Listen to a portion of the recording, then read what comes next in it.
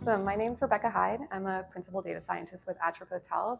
And Atropos Health is a company that wants to close the evidence gap, help make it easier for physicians to have access to on-demand observational studies whenever they need it.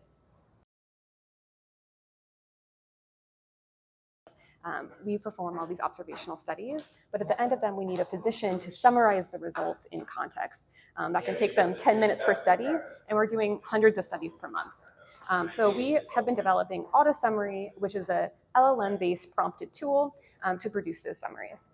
We've been running that in production. Physicians can edit those summaries, but we didn't really know how it was performing at scale. So we took on a project to start setting up a measurement framework to understand what the performance of Auto Summary was.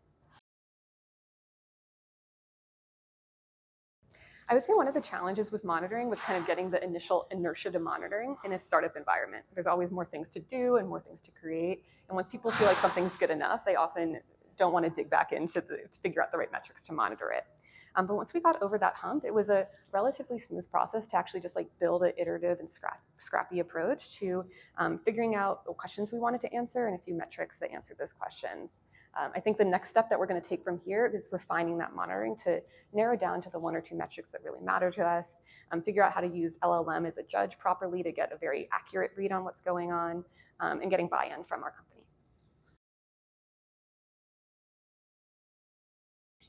I think overall it's been a really fun event with a wide variety of speakers talking about things they built, how they've evaluated things. I definitely have learned some tactical tips about basically what LLMs are good and bad at and how structured and pointed we should be in our use case of them.